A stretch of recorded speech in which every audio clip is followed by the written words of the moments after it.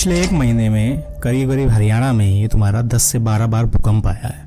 लेकिन तुमने कभी सोचा है कि बॉस ये एकदम से आता कैसा, इतनी बड़ी धरती है, कौन हिला देता है इसको। तो हमें लगता है कि धरती एक स्टेबल और सॉलिड जगह है, लेकिन असल में अर्थ एक मूविंग प्लेनेट है। ये मूव हो रहा है साथ साथ, उसकी सरफेस कॉन्स्टेंटली मूव करती है और बहुत स्लोअर पेस पे, तुम्हें पता ही नहीं चलता।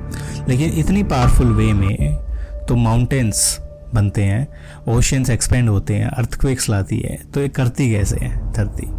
इसको हम कहते हैं प्लेट टेक्टोनिक्स थ्योरी। आज इसी को स्टेप बाय स्टेप समझते हैं कैसे होता है। सबसे पहले देखो, अर्थ के अंदर की जो स्ट्रक्चर होती है उसको समझना ज़रूरी है। सबसे ऊपर है क्रस्ट, वो एक हार्ड लेयर होती है तुम्हारी, जिसमें हम रहते हैं।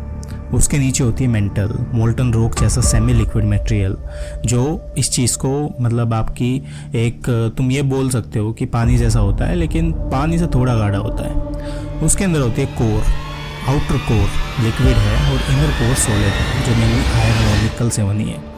क्रस्ट एक सिंगल पीस नहीं है, बल्कि बड़ी बड़ी प्लेट्स में टूटा हुआ है और वहीं से आपकी सारी चीज़ें बनती हैं।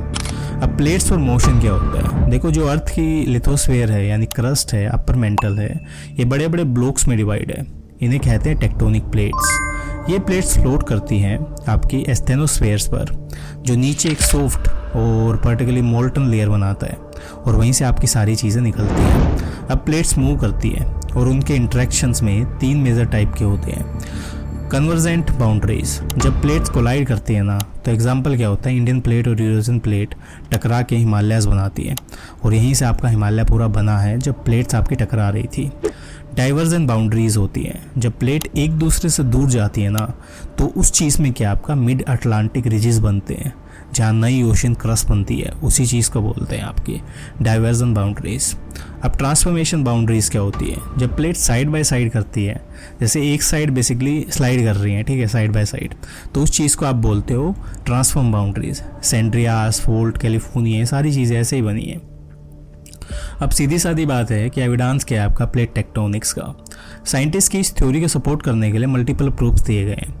एल्फ्रेड वॉगनर का कॉन्टिनेंटल ड्रिफ्ट थ्योरी, जिसमें बताया है कि कॉन्टिनेंट्स एक वक्त एक सुपर कॉन्टिनेंट पेंजिनिया था।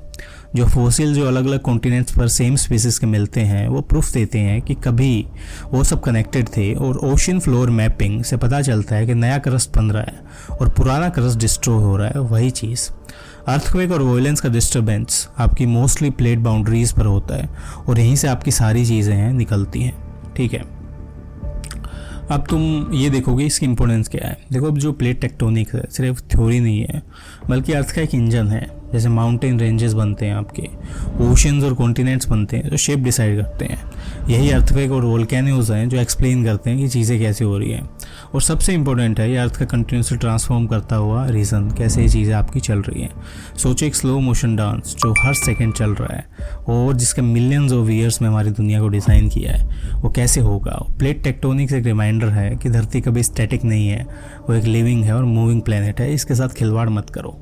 तो मिलते हैं next video for the more updates. UPSC की ऐसे ही तुम समझना चाहते हो सिंपल फॉर्म्स में कॉम्प्लेक्स कॉन्सेप्ट्स को, तो चैनल फॉलो कर लो। मिलते हैं नेक्स्ट वीडियो में।